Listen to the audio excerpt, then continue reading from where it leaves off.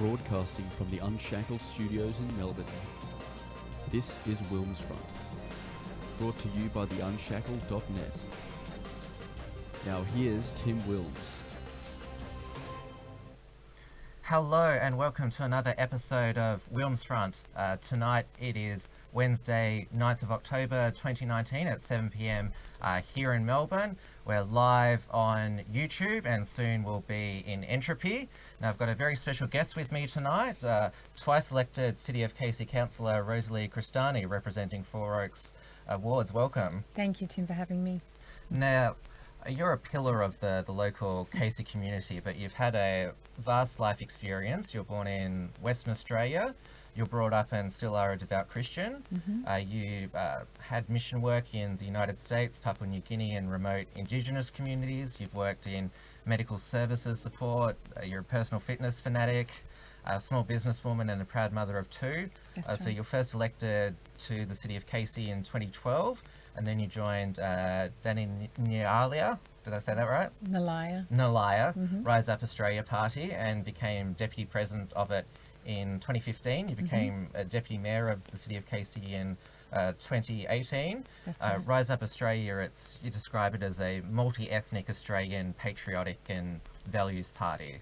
That's correct. And you've stood in state and federal elections over the past decade. That's correct. Have I left anything out? Probably, but that's good. That's a good snapshot. Now, I'll just get us on Entropy.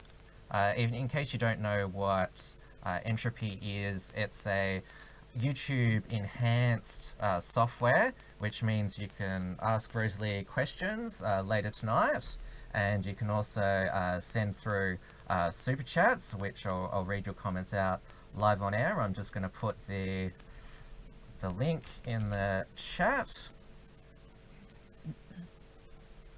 and I'll get us up there.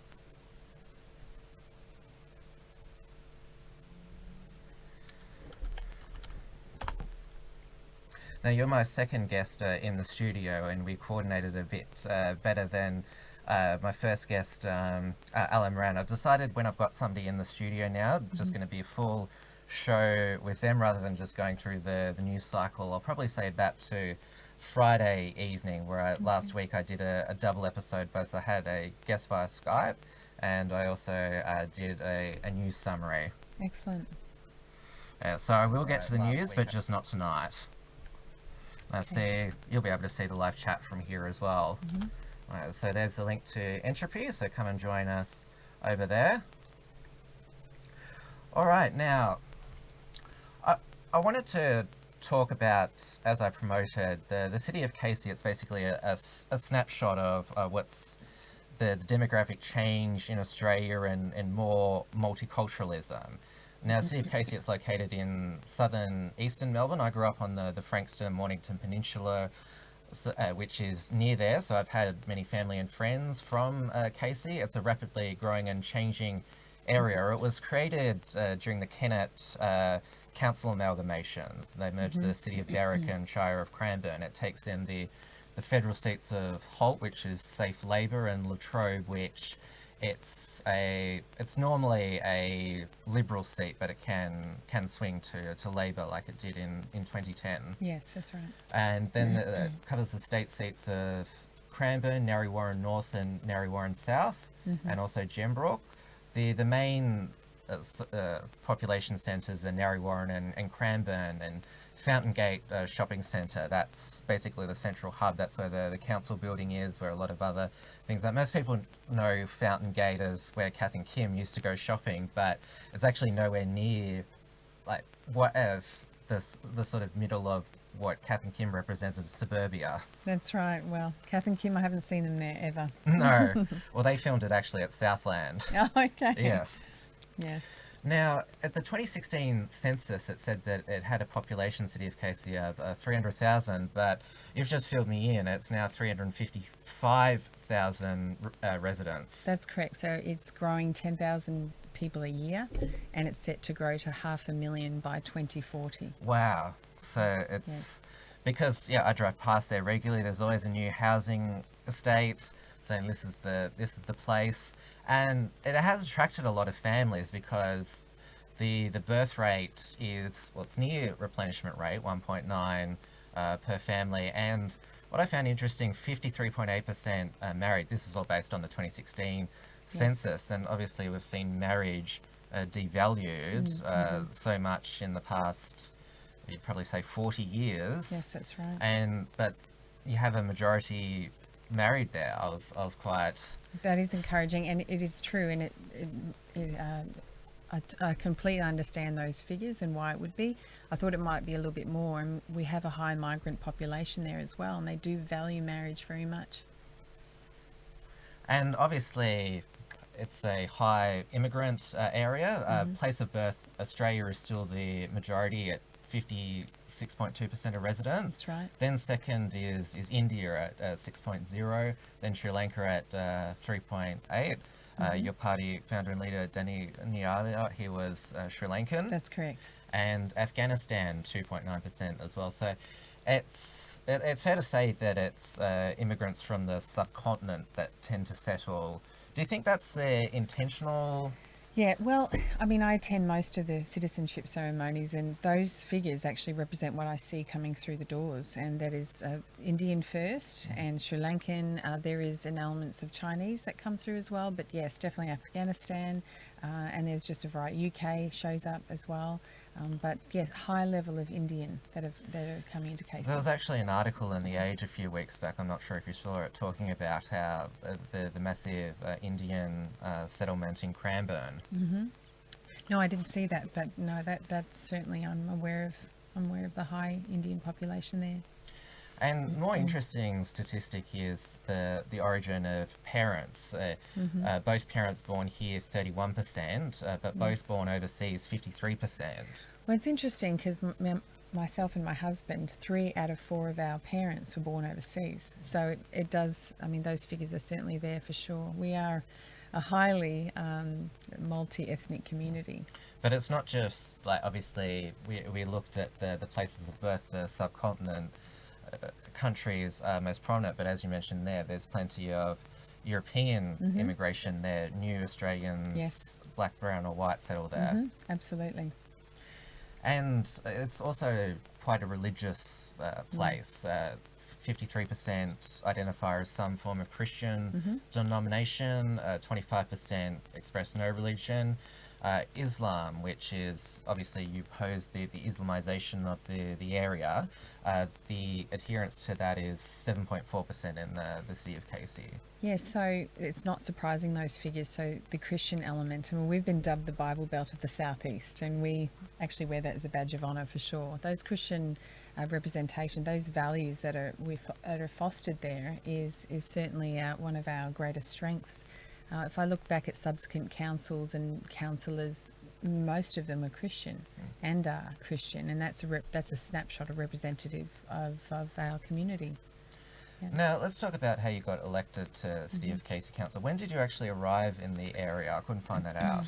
When I was first moved to the City of Casey when I was 18.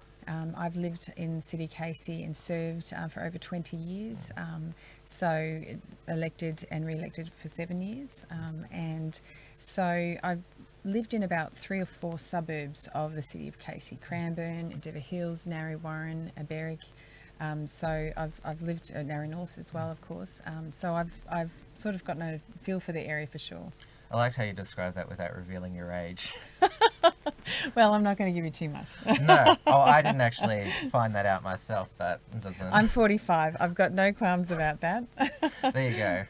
So the way that Victorian local government elections work is that all councils go to an election for fixed 4-year terms. That's right. And so that started in 2008, around about is it always in October? Yes, Yes. it is always October. Yeah, so you were first elected October 2012. Now, you don't win by simply paying your nomination fee, having a nice blurb in the mailing ballot that's sent out to...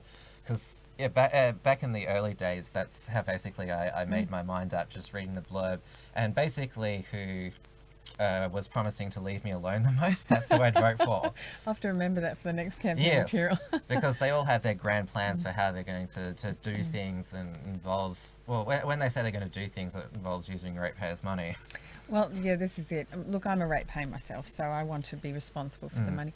But as far as the way I was elected, I mean, I listened to those who had already been elected. I had gotten to know a few of the councillors, but I walked the streets, put the flyers out, I shook hands at shopping centres.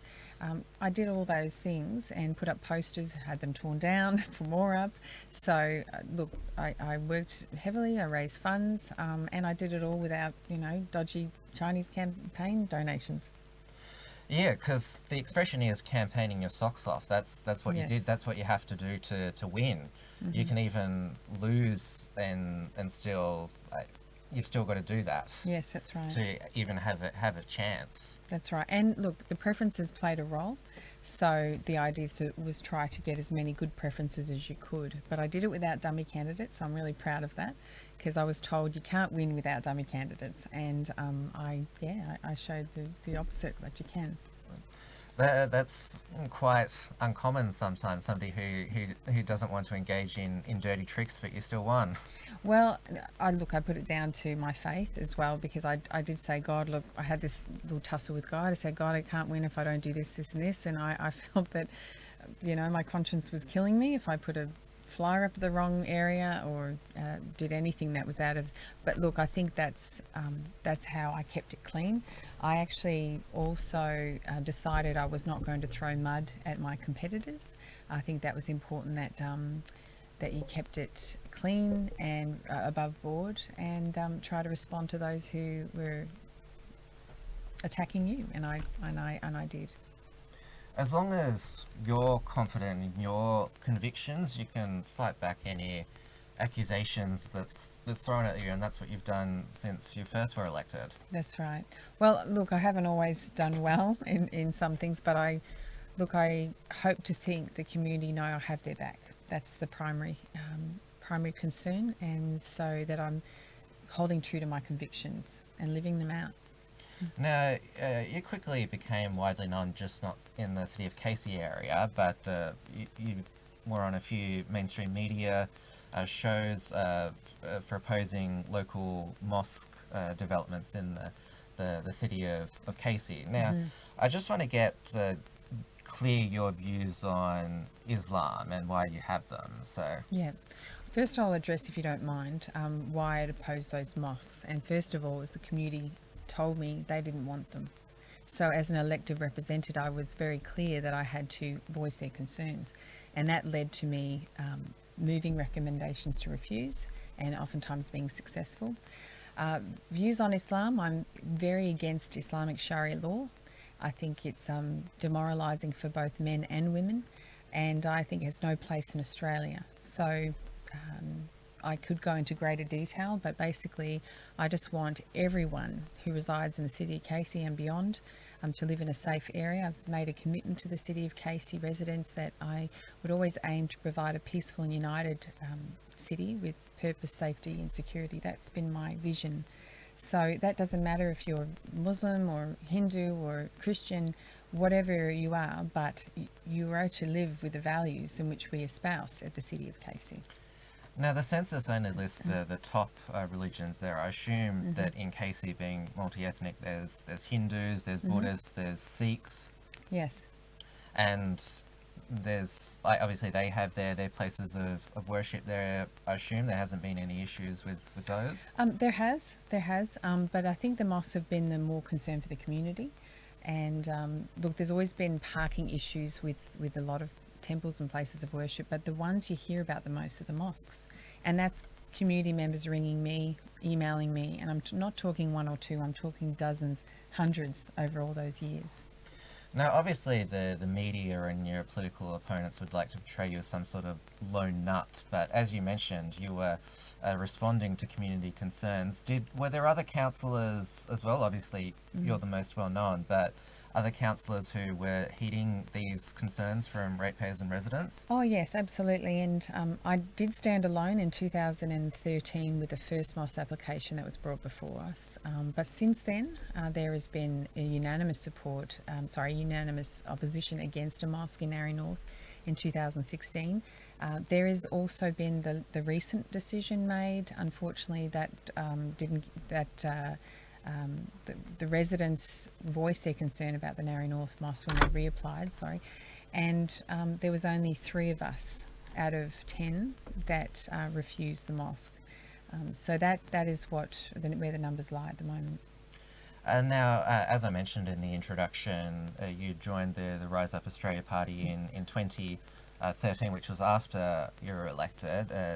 Nalliah, he's based in that area as well. The Catch the Fire Ministries, that's in Hallam, I believe. That's right. It is, yes. That's right. So we're now renamed Reformation Harvest Fire, but absolutely, Danny Nalliah has been a real bastion of strength. He was sued by the Islamic Council of Victoria in 2002 for quoting violent verses out of the Quran. Yes, he was the first big target of the Racial and Religious Tolerance Act. You know very well. So he actually won that case. It took 5 years and $2.1 million, some pro bono, but that was a win for all Australians because that set a precedence, and that has been represented in 80 court cases across the country and across the world.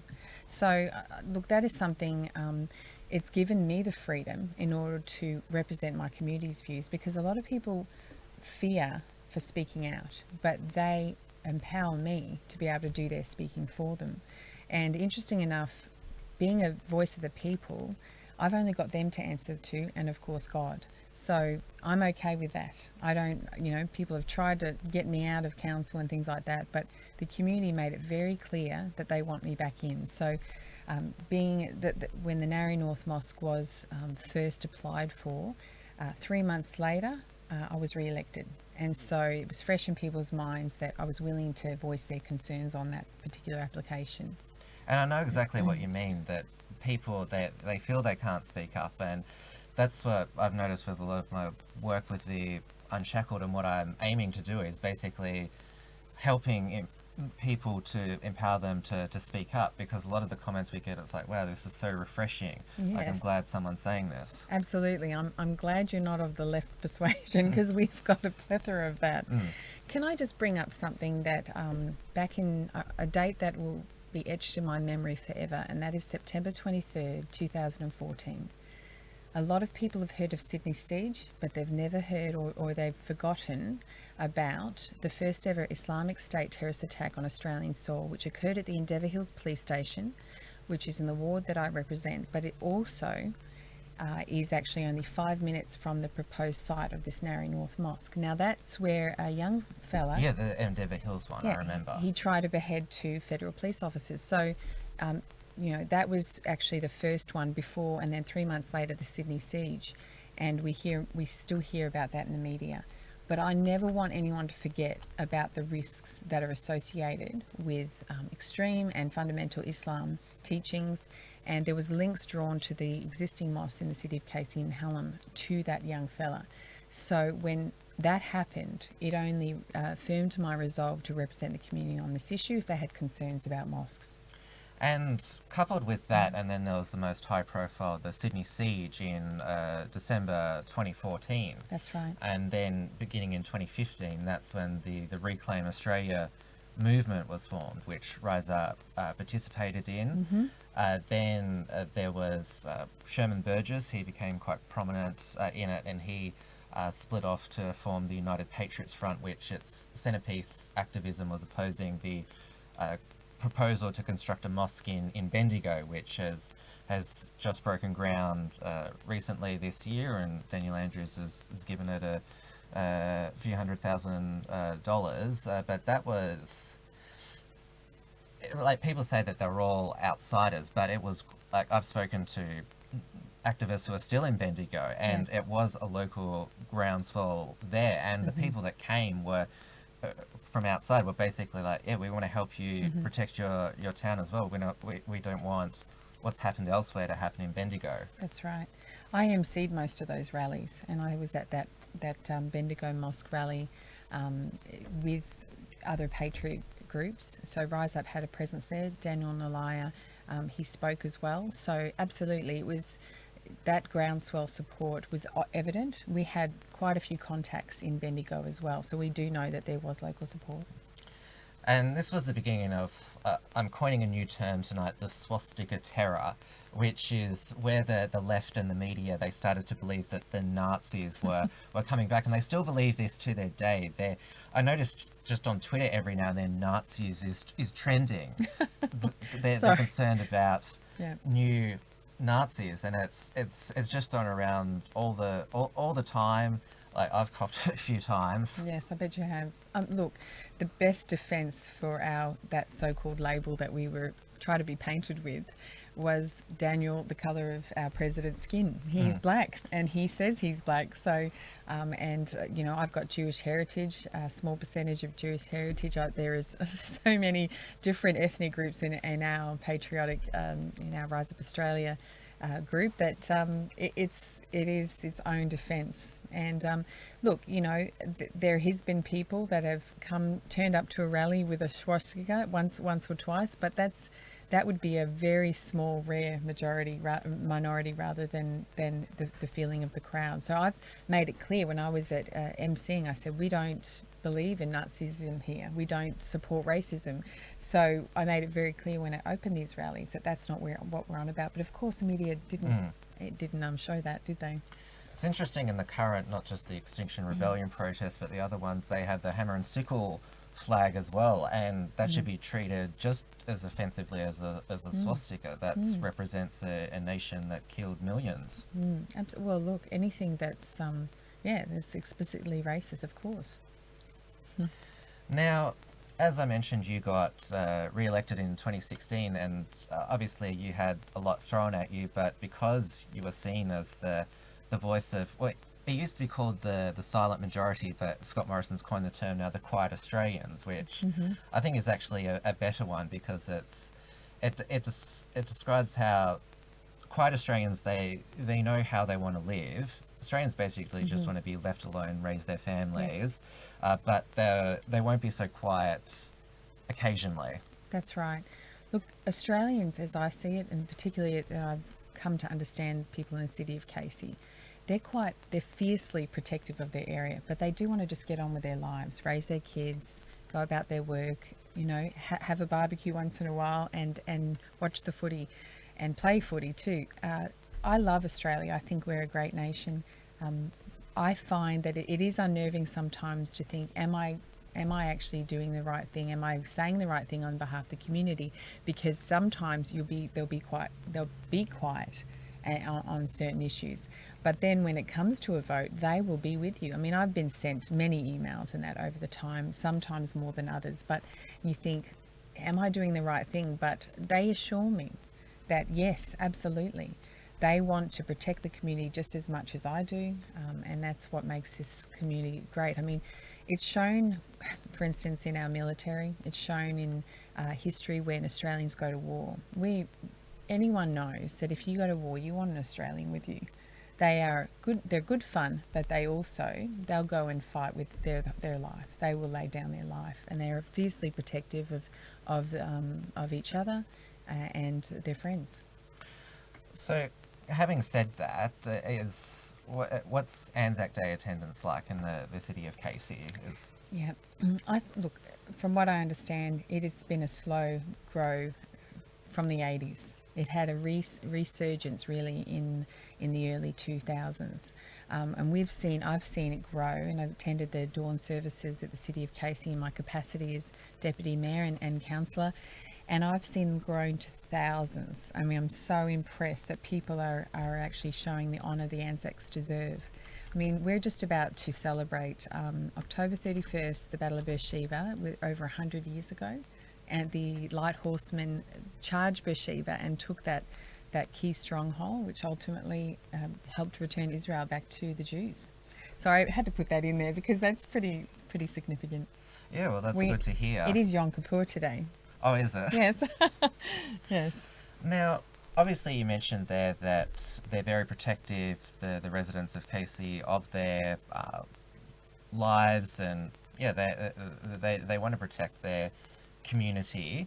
And I just want to mention this as well, your email address, your City of Casey email address, you read all those emails. You don't have staff or anything, it goes directly to you. No, that's right.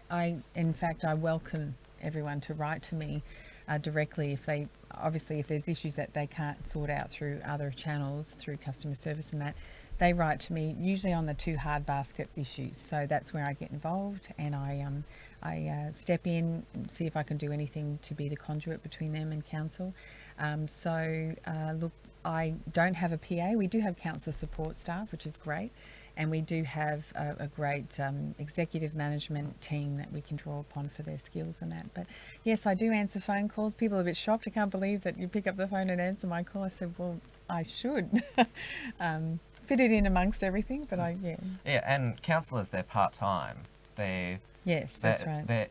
They get a part-time wage. Because I know with mayors it varies from is the mayor get a full-time salary, or are they full-time? They do. They get 95,000, I think, a year. Councillors get about 33,000. Even deputies get the same. And that is oftentimes, like when I first looked at the snapshot of it, the hours I put in, I was getting paid below minimum wage. But I'm not. It's an honour to represent the community, and there's something pretty pure about the fact that you don't get paid a lot, but you make decisions that impact thousands, and also you convene over almost $600 million budget a year, $500 million of people's money. You want to get it right, but it's almost like it can be trusted because someone's not doing it for the money. Yes, and that's the big debate. Like, should politicians be paid more to attract better people, or should they be paid less because you want to attract people who are dedicated to public service? And I think this word public service, when somebody's getting paid a full-time wage to basically be a ribbon cutter, that's not really public service. Look, it goes beyond. We've been accused of being just ceremonial and I wasn't referring to I'm councillors. Yeah, no, that's okay. But I've cut a few ribbons, and I'm very honoured to do that. It is so diverse, that the job. 1 minute you will be standing on someone's nature strip about a tree, and the next minute you will be trying to dissolve a conflict between neighbours, and there's all sorts of things that you end up doing, and convene the budget, as I was saying. We're quite a diverse role. We turn up to different community groups, and people want to see us on the ground, and we're trying to fit it in with everyday lives and families, and it's fantastic being able to undertake the role of councillor. Now, I've got a super chat here from Port Film Co-op for $3 US. I'm not going to read it out because I appreciate the $3, but I'm not going to put that in the middle of my interview with Rosalie. I'm not sure what it means. Yes, but we do have a question here which is more constructive from Alpha Chat. What are your economic views? Are you against deregulation, privatisation and welfare cuts? So to try to answer those things, economic views, I tend to be somewhere in the middle. So I'm not a socialist, I'm not a capitalist as such. I'm somewhere in the middle where you should honour the people for their hard work. At the same time, don't encourage laziness. Privatisation, I think that has led to huge energy bills. Oh my goodness. And without the proper government regulation on those as well. I didn't catch the other part of that question, but... welfare cuts. Welfare cuts. So, no, I do believe that we should be looking after those who need the money, at the same time responsible, work for the dole, those sorts of initiatives. But if we've got good, rigorous workplace laws that are looking after not only the employee but employers, and a good morale that's cultivated in a workplace, then there shouldn't be the need for as many people to leave work. I think that this whole push for greed in whoever is doing it, on whichever side, should be, I think we should lessen that real desire to take what is in ours, in wherever that lays, and to work hard. So it sounds like you believe in social democracy. That's probably where I define in terms of economics. And like obviously people would define you as a social conservative, which in the rigid left-right divide, people would think that you believe in really small government and a deregulated free market. But there's actually, in terms of those who fit under the definition of social conservatism. On the economic matters, there's wide variety of views. Yes, that would probably be a good explanation of what I believe. I think there's a lot of work to be done on our economics, and we certainly haven't. The government needs to step up. A lot of fronts need to be sorted out. We're making good time tonight. It's just past 7:30. Okay. But we're fitting everything in, which is good. Dear won't be mad if I go overtime 8:15. Now, as you mentioned, City of Casey is a very family-oriented area, and beginning in 2015, and then it really came to the forefront in 2016, the Safe Schools program, which is, well, it was sold as an anti-bullying program, but it was revealed that it's rooted in cultural Marxist LGBT ideology. And once people actually, because this is the thing, people are so busy living their lives, and I find that parents these days are way too trusting of schools, and they view schools probably too much as daycares, and so this program was able to be snuck in with not many people knowing what was in it and what their children were learning. But the City of Casey basically became campaign HQ against the program. You refer to as the Bible Belt of the South East, and obviously, because I'm a local near the area, I remember all the information sessions, both that you hosted some at council. There were also a lot of community ones at churches, and all of the activist groups, they were all based in Cranbourne. Yes, that's right.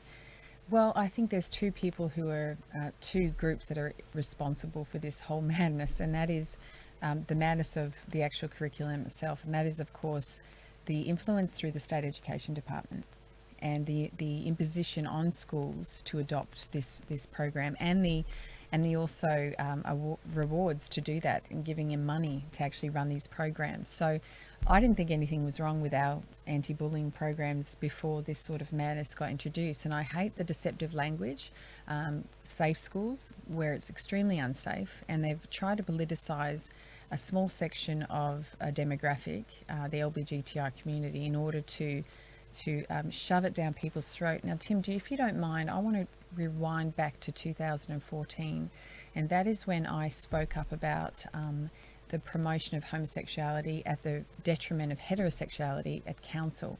And I started seeing a lot of left ideas infiltrate and started being filtered through into committees, and even committee I was chairing on, and putting it in media releases, and even displaying gay lobby signs in the public area, in public areas and in staff areas. And I spoke up about this, and I was absolutely slammed. I will not begin to tell you. It was a long pathway to the conduct panel, and in the end they couldn't get me on freedom of speech, but they got me on calling someone a bully and something, another technicality. The reality is I've actually paid the price for speaking up on this sort of issue. At the same time, it's firmed my resolve to not let any children be at risk of exposure to this sort of madness, because this is, if you put everything else aside except look at the figures, and you see that you've got when a child is actually encouraged to go through surgery to become transsexual, there is an increased rate of something in the order of 80% suicide rate for any child, or for anyone that becomes. The amount of mental illness increased by actually having surgery and other impacts of hormone therapy and that sort of thing, it is nothing short of horrific child abuse. So that's just one element, and there's other subtle elements that the rest of the population has to promote this stuff when it goes against their core beliefs. I'm reading a book at the moment called The Madness of Crowds, Douglas Murray. I don't know if you heard of it. Yes, he's been doing on the publicity tour, on all the talk shows. Yeah, I haven't read the full book yet, but he says a line in there. He says nothing more demeaning and soul destroying than trying to have to be forced to agree and accept and promote something that you do not believe, that is against your convictions. And so that is why I've moved a motion to have a forum, a safe school, anti-safe schools forum at council in response to the community. It almost got stopped, and thank goodness there was the local laws was on our side, as in the actual legislation, and we were able to find a way to conduct that forum. We've been working in conjunction with, also outside of council, even working in conjunction with the cause group, who we had, we helped fund but also circulate and authorise their material before the last federal election. Unfortunately, we didn't get the response that we hoped. It seems like people are falling asleep at the wheel. Australians are in a little bit disbelief that surely this couldn't be happening. And like you said, it's almost treating school as a babysitter, as babysitters. And, surely this can't be, the madness that comes from that and all the programs that are associated. But surely enough, there has been stories. And I know one lady who was on the board of cause, whose son ended up in the emergency department. Yes, with a mental. I know. You know Marjana? Yeah. So, I know those there is actual evidence. So I challenged the State Department. There was someone that came to council and I said, look, this stuff is happening. Oh, no, it's not happening. And so it has to take Australians, parents, to stand up and not elect the same government back in. They chose to at the last state election. I know there's a lot of good the Labor government does, and I know our council community works very well on multiple fronts, infrastructure and roads, and great work, and no doubt about that. It's just the social issues are so horrific, from abortion, euthanasia, safe schools, and all this sexualisation of children is where they fall over, unfortunately. And I think that Australia has to wake up. And in the state election year 2018, there was a lot of activism against safe schools, again centred in Cranbourne. There was the rally against safe schools at Parliament House in April. You spoke at that. That was organised by Cause and Marjana's Stop Sexualising Children movement as well. Yes. And that was quite decently attended, and Cause they released promotional videos during the election, information videos during the election campaign, letterboxing. And there was a big push because 3 of the 4 City of Casey seats, Cranbourne, Nalliah North and Nalliah South, they were held by Labor by not many percentage points. And so the Liberal Party selected 3 candidates who were solid on their primary concern was this Safe Schools program, but they're also locals to the area. They cared about the local community.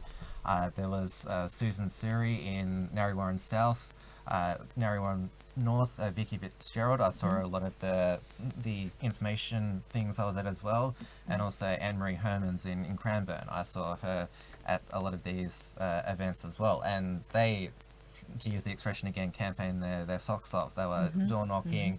They had plenty of volunteers. They put in really good effort. But in Cranbourne, there was a 8% swing to Labor. Nalliah North, 5% swing to Labor. Nalliah South, 2% swing to Labor. And Gembrook, which was seen as a very safe Liberal seat, Brad Batten, he was already an MP, but he had an 8% swing against him, nearly lost. Yes. And given that City of Casey, as you described it, as the Bible Belt of Melbourne, and given that that was campaign HQ for these cultural and social issues, how did Labor manage to turn these marginal seats into safe seats in the 2018 election? Yeah. Well, some of it I'm an internal observer, but I'm also a slightly outward observer, being with Rise Up. I knew each of those, and I still do know each of those candidates. Susan Saray I served with on council. We were elected in the same year, 2012. She's been a deputy mayor as well. And I know that they're each brilliant women, and also Brad has been a long-serving member. And I was shocked, like many, that I didn't see a greater result for them. The only thing that I would say as an assessment is that they probably targeted some of the wrong things. And look, it's easy for me to be a commentator, but I do ascribe their work was, they did campaign their socks off. They were very top-notch candidates. The thing is that I do know some of the Labor people too, and some of them are brilliant as well. I mean, it is always going to be hard to beat those who, have some local support as well. There is this understanding that Labor represents the working class, and that's probably what it was traditionally. It's changed a little bit now, but they've found some good campaigning methods, and they've worked hard on social media as well, the Labor people. Look, there's probably a lot of facets that they could do to unpack that. I would have to say that the social issues with safe schools probably wasn't as important to people, and that's what I'm saying. I believe they've fallen asleep at the wheel.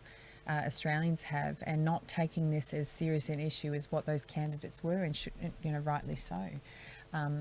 I think roads and traffic congestion, decongestion was more important to the public at that time, and probably still is in a way. City of Casey, as you know, with the growth, the infrastructure is one of the greatest challenges, and we've been doing great work with this, with the local and state and federal governments in order to decongest and that sort of thing. So that's probably my answer. The short answer is probably campaigned, although it was from the heart and it was rightly so.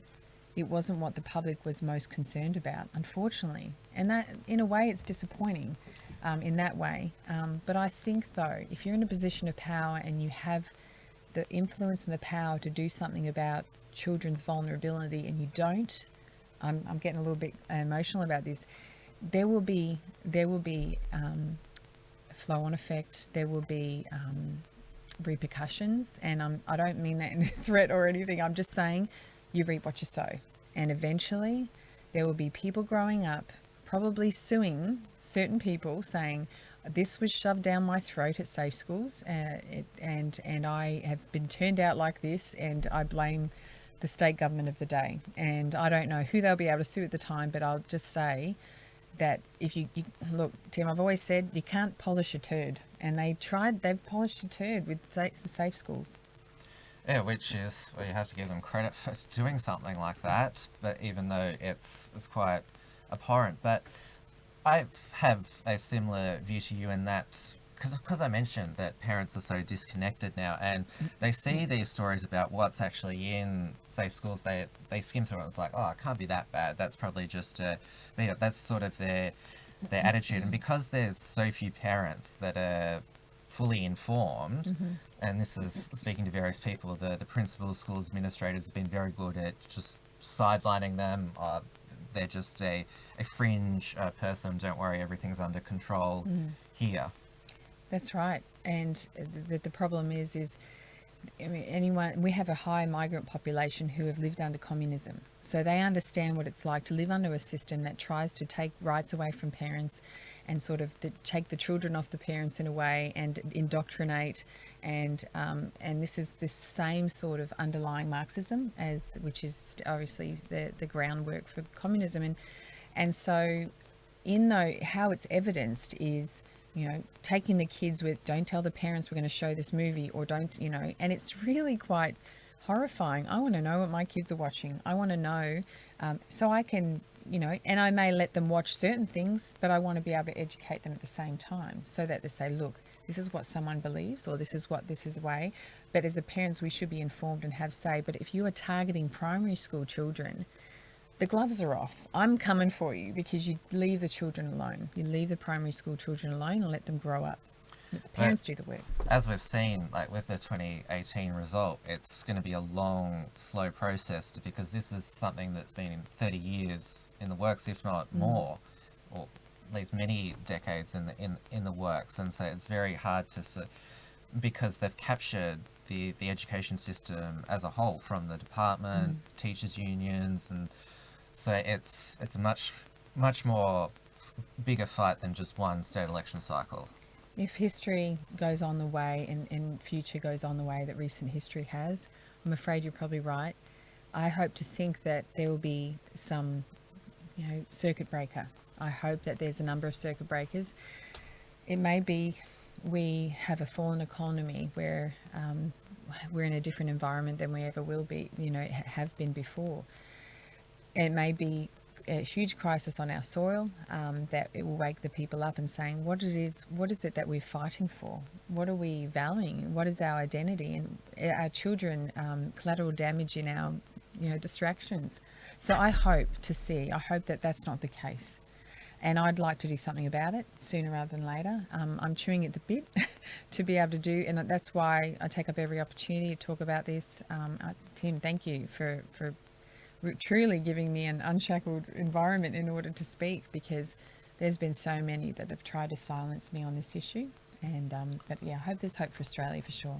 Well, I've got a few unshackled questions. Okay. Dia Beltran, who is on air in half an hour, she sent through $3 US. Thank you very much. Rosalie, does you being a woman affect anything in your career, or is it not mentioned? That's yes, there is that, yes and no. So I'll just explain that a bit better. So thank you very much for your question, dear.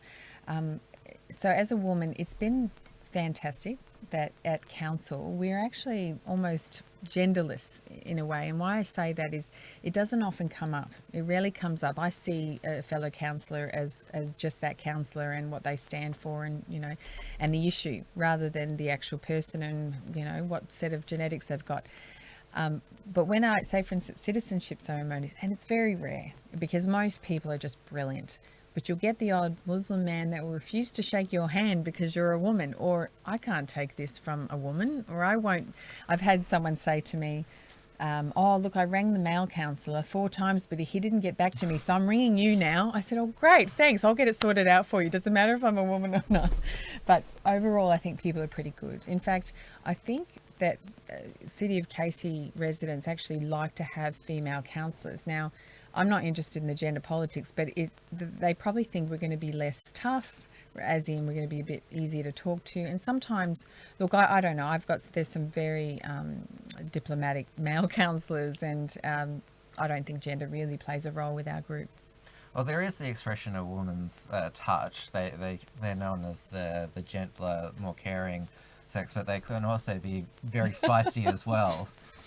That's me. Yes, absolutely. No, that's fine. I'm willing to relate to anyone, but I will let you know if you're out of line, and I usually get let known if I'm out of line too. So. Well, you're a mother as well, and you don't mess with mothers. Oh, that's right. We're very protective. I have 2 great kids. I have a 16-year-old, almost 16-year-old son, and a 12-year-old girl. So very proud. And my husband and I are extremely proud of our children, and yeah, it's good. Now we've got a question here from Hugh Miller. Where does she stand on free speech and the Treasurer's announcement? I'm not sure if this is accurate, this one, about amendments to legislation to make reference to Holocaust denial. I think they're asking, should that be illegal? So there's 2 parts, I guess. So free speech, unfettered. And I think free speech should be free-flowing. And so in relation to the Holocaust denial, I think that's horrific. If he's trying to legislate, sorry, I'm not sure about whether he says that person, the Treasurer, is... Yeah, I haven't fact-checked that. I think Josh Frydenberg would be Jewish, so I doubt... Look, I don't know. I'd have to look at the legislation proposed. I think that there would be...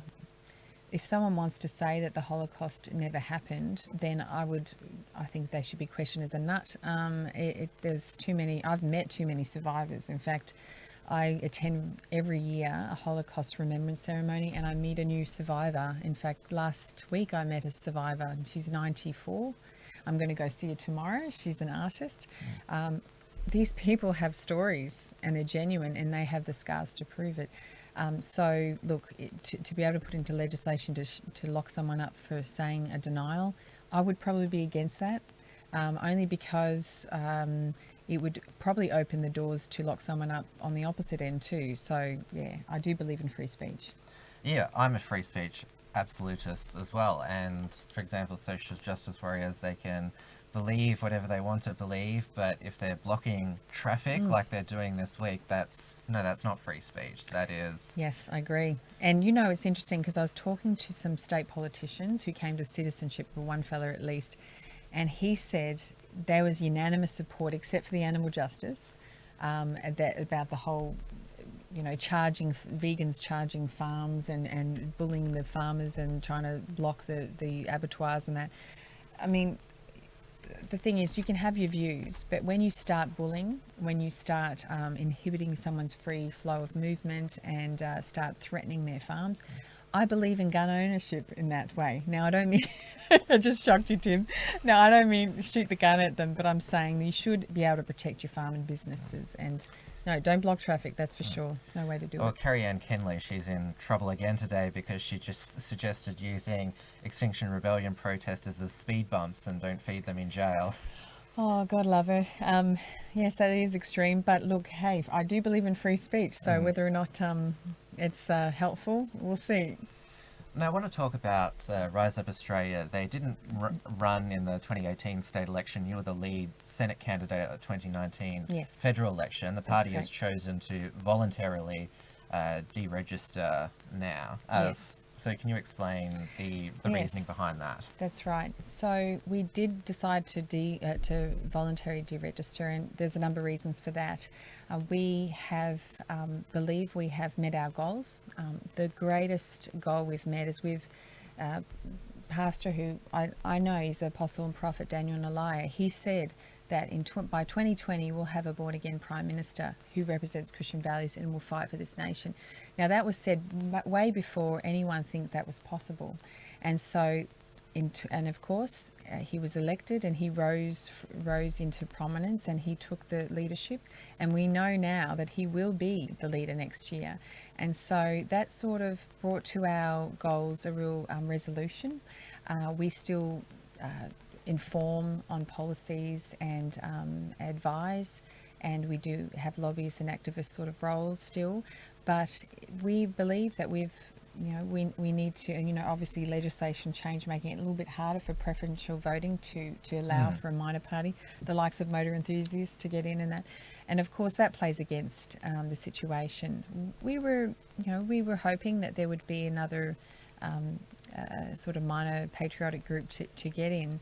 But I believe Pauline Hanson is holding the fort a little bit with that. But it is filtered into the mainstream now. I mean, we have a Prime Minister who is brilliant. Now, I remember sitting in citizenship ceremonies. I remember hearing his speech when he was the Immigration Minister. And I remember thinking, he's different. He's unlike anyone else. I like this man. And so when he took power, I just knew that Australia had arrived in so many ways. So I know he's got our back. He's not perfect yet, but I know that he's holding the helm very well. So Rise Up saw that as a reason to back down from politically registering. Now, being in the political realm, it gives you a voice to speak into that realm as well. Whether or not you've got the numbers with you, it gives you a level of clout. And I think there's something significant as a minor player, you still have a large voice. I think about, it's interesting because I have a friend who's a Labor politician, and he said, have a look at this picture. It says Made in Australia. And I said, wow, I hope to think we had something to do with that. And he said, I believe you did. And so, although, parties like Rise Up Australia emerged because there was a vacuum that formed when, Labor and even, Liberal and even Labor backed away from protecting some of those values, like homegrown manufacturing and Australian made and Australian ownership and that sort of thing. So Rise Up brought back some of those values and focuses on things that the government had just sort of lost track, had fallen asleep at the wheel. And now there is, you see everywhere, Made in Australia, this and that. That's great. I like to think that we had done our part, and we have helped set Australia back on track. Obviously, we weren't alone. We have the likes of all the different groups that emerge, and you see one by one they have deregistered, or they're amalgamated in some way. That's because the vacuum is closing, and that's good news for Australia. Because when Reclaim Australia and United Patriots Front were launched in 2015, that was before Pauline Hanson 2.0 was elected in 2016. And it's pretty much been since then that majority of Australian nationalists and patriots, they still see her as the best voting option, because obviously there's not just Rise Up Australia, there's been the Australian Liberty Alliance, the Australian Conservatives, and there was also Fraser Anning's Conservative National Party. All of those pretty much have been unsuccessful.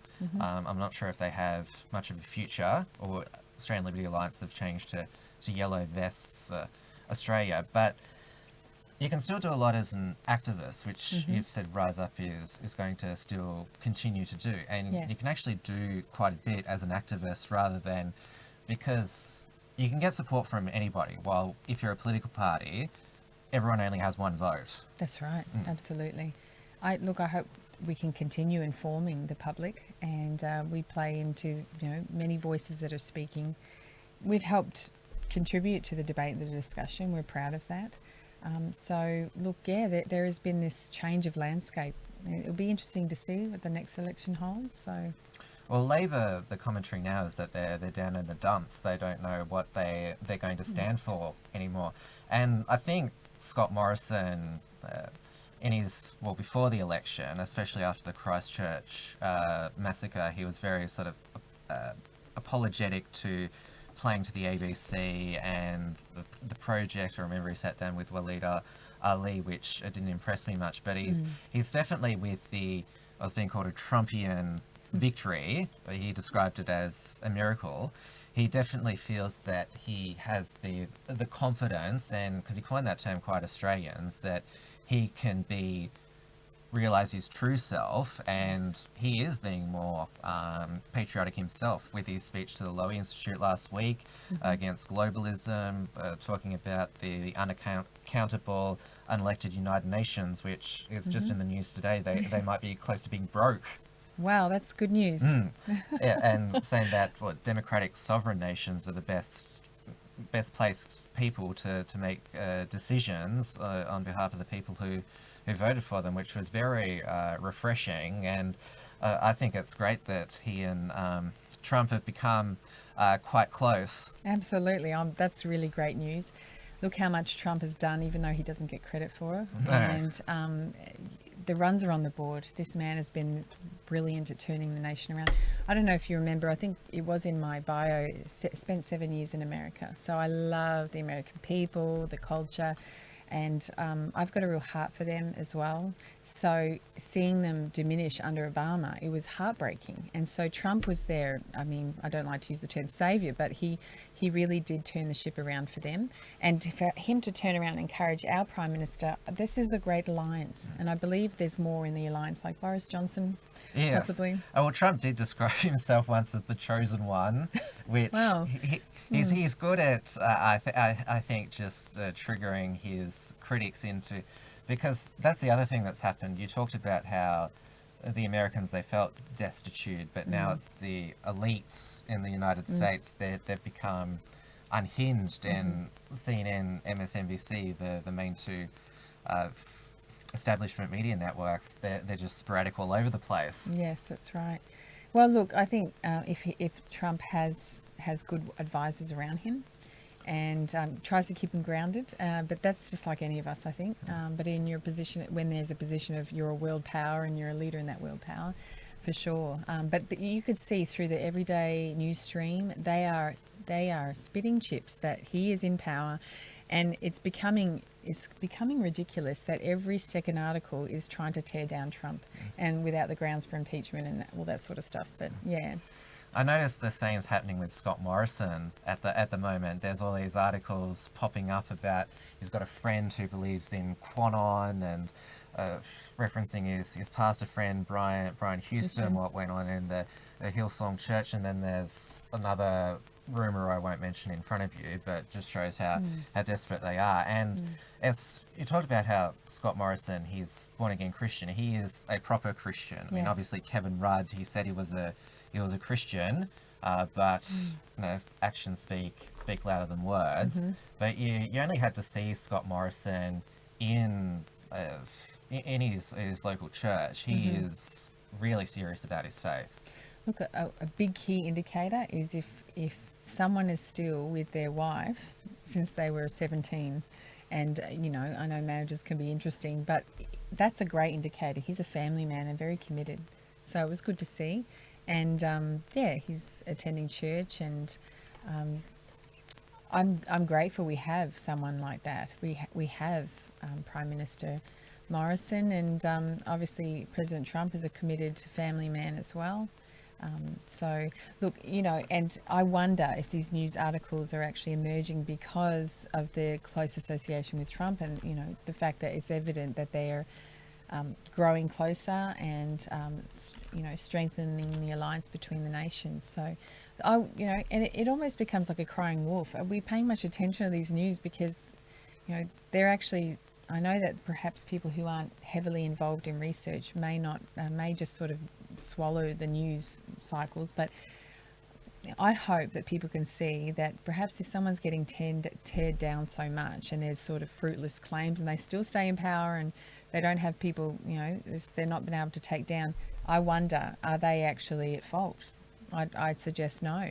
I know that's not always the case, but in this case, I believe he's been unfairly targeted, both President Trump and now Prime Minister Morrison. Well, we noticed all the big social media companies there.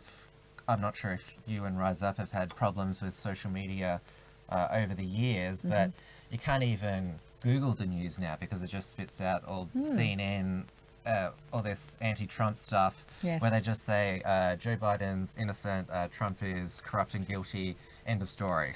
Yeah, I actually pay attention to it every day, and the reason I do that is I like to look into the enemy's camp to be able to keep abreast of all this, you know, what they're on about.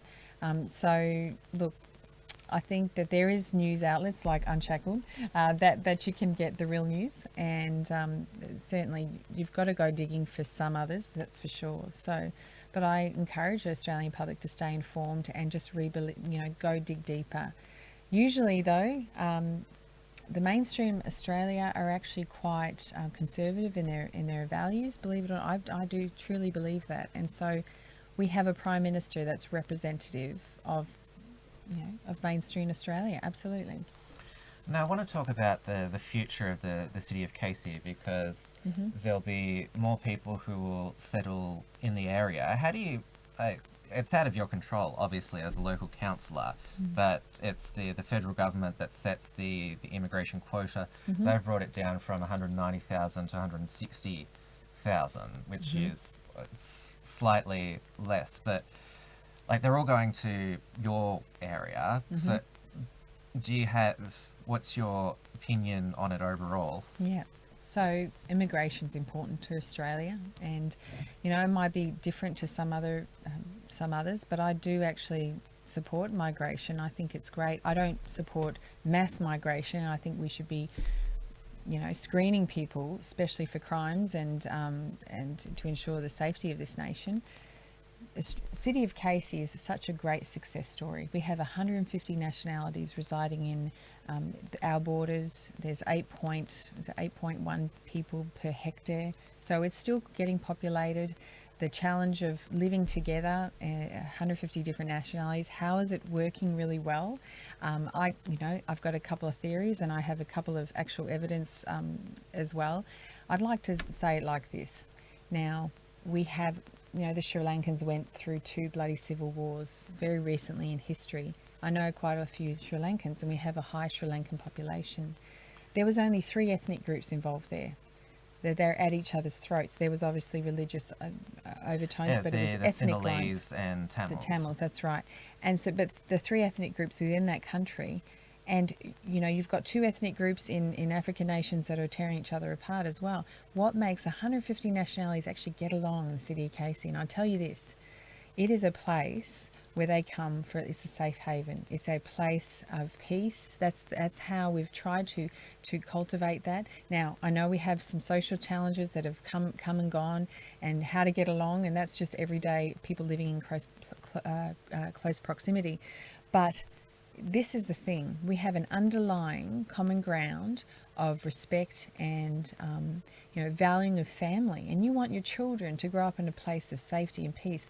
I've had, when we were discussing the mosque recently in Nalliah North, there was migrants that were coming to me saying, I don't want this thing. I came from a place that, was horrific with things like this.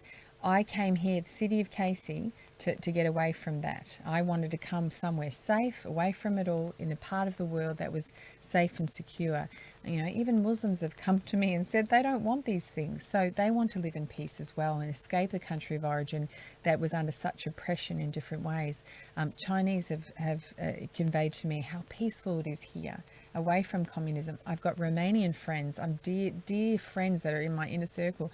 They said, we lived under it, we understand what it's like, and they come here, they feel free.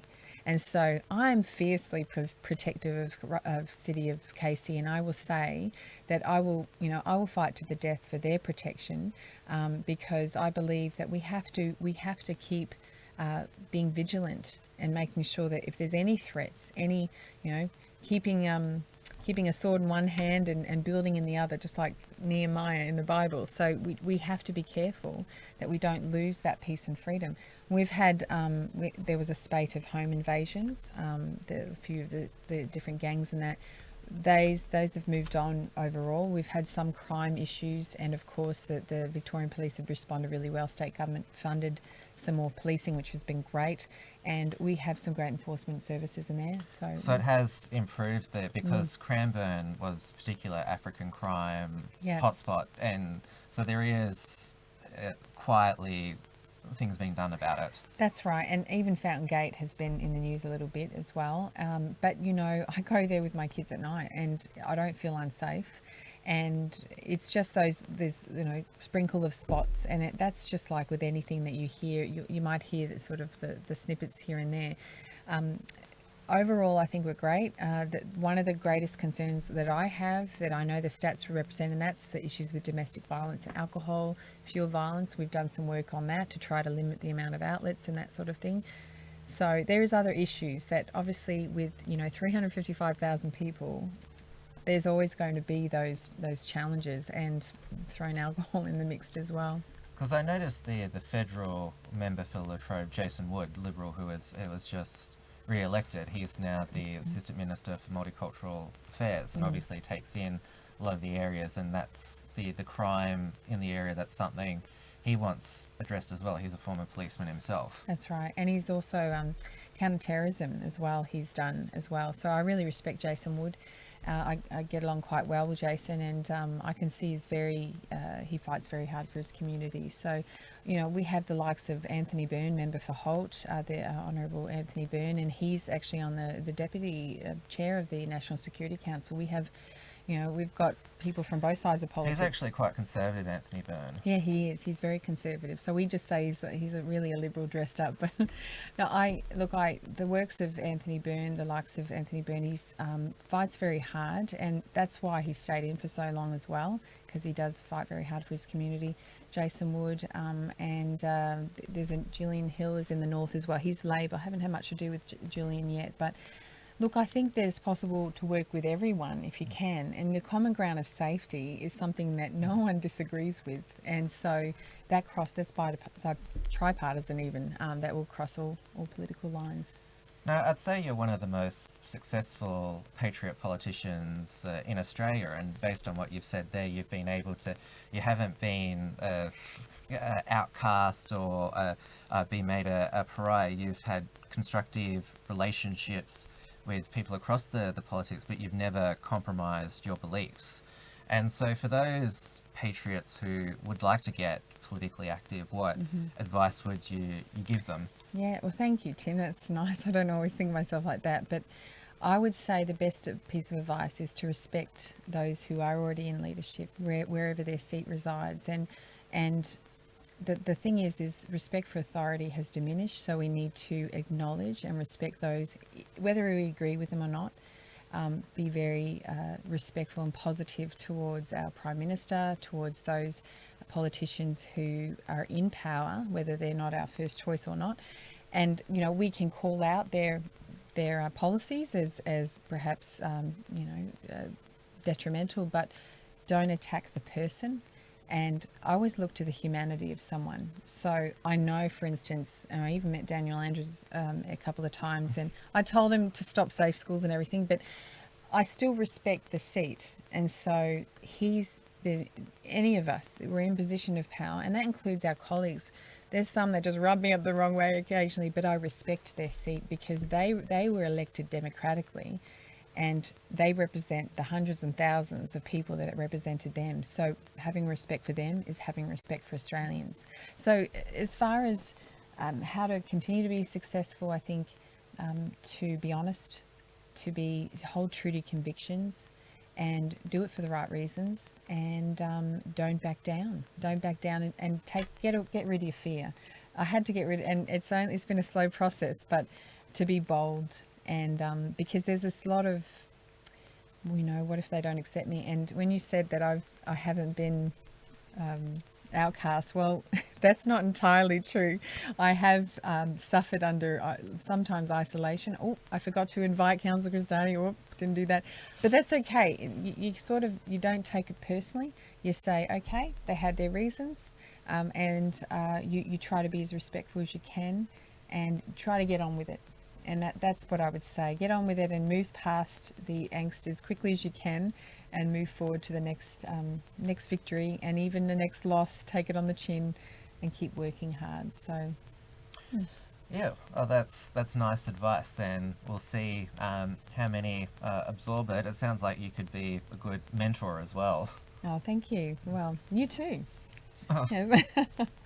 And now we are just going up to 8:15. I've really enjoyed our discussion tonight, because we've been able to basically go through your whole career, rise up your activism. It's been, hopefully I've provided a platform to give you a good profile that 5 minutes on the news wouldn't. No, Tim, that's just been brilliant, because oftentimes I get edited out, and this is quite refreshing, because you see me in my raw state, and I'm really grateful to you, and I thank you for your work. And you've probably been the subject of persecution and all sorts of name calling, but I'm sure you've got thick skin now. Yeah. Yep. But I've got a present for you. Oh, really? Yes, I do. Okay. I wasn't so expecting now this is okay, because I want to walk the talk, right? This is an Australian-made product, Australian crafted. It's actually mine, but I don't want to promote the name. It's more about walking the talk. So if you believe in Australian crafted and made, then adopt it into your business. Oh, you don't have to promote the name. I just want to show what it is. It's actually a little car portable diffuser, but it's one of my top sellers. I just have a micro business, but I just want to encourage people to adopt the model of really trying to buy from local suppliers, promote local business, just so we can keep building to the future. So that's a present for you, and I'll leave one for Dave. Is it Dave as well? Oh no, who's the other guy that's with you? Steele. Steele, yes. Yeah, I'll leave one for Dave Steele. is my co-host on the okay. Uncuckables tomorrow night. Oh right, okay. Which is 8:30 p.m. Melbourne time on the Uncuckables channel. We do, everyone will leave the chat in a moment to go and watch Dia Beltran's weekly live stream.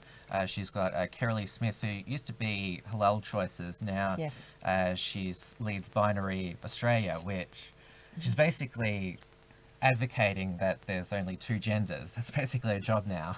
Okay, well, yeah, last time I looked there was only two, but we represent the two here. we have to have a lobby group to... That's right. Well, I applaud Carolee, and I know that we've had interactions on and off, and she's done some great work. And I think we've crossed paths in the patriotic movement a fair bit. So wish her all the best, and I think that's an important cause. We need to know who we are and let the kids know it's okay to promote that. Yeah, definitely. Now, I'll be back again on Friday evening for another episode of Wilmsfront, 7 p.m. Melbourne time, same channel. My colleague Steele Archer, his detonation program is now on his own dedicated YouTube channel that's live most weekday mornings around about 11 a.m. So make sure not only have you got to subscribe to a YouTube channel, but you've got to click the bell to allow notifications. Otherwise, YouTube won't tell you that it's going live. And of course, Trans-Tasman Talk that I host with my New Zealand counterpart, Dewey DeBoer of Right Minds. That is 7 p.m. every Tuesday evening Melbourne time on the Unshackled YouTube channel. That is also the home of the Report from Tiger Mountain with Richard Wollstonecroft. And I also upload highlights from Wilmsfront episodes there. You can also access Wilmsfront as a podcast form on your favourite favourite podcasting platform, Apple, Spotify, TuneIn Radio and Stitcher. The same with The Unclickables, that's also in podcast form. And also, if you want to support the show, a few people did tonight by sending through a super chat. You can become an Unshackled member at theunshackled.net/membership, or you can donate at theunshackled.net/donate. We're also on patreon.com/theunshackled and paypal.me/theunshackled. And also check out the archive of episodes on rationalrise.tv. That's the free speech self-hosted video platform set up by James Fox Higgins of the Rational Rise. And please check out the archive at timwilms.com, which is the dedicated show website. Has all the links to follow me on social media. So I'm on facebook.com/wilmsfront, twitter.com/wilmsfront, gab.com/timwilms, and also minds.com/timwilms. So thank you once again, Rosalie. Thank you, Tim. It's been an honour. And we'll definitely catch up again soon. That'd be good. Thank you. Thanks for tuning in to Wilmsfront. Visit timwilms.com or Rational Rise TV to view the archive of episodes. And keep visiting theunshackled.net to view all our shows and to keep up with the latest real news and analysis.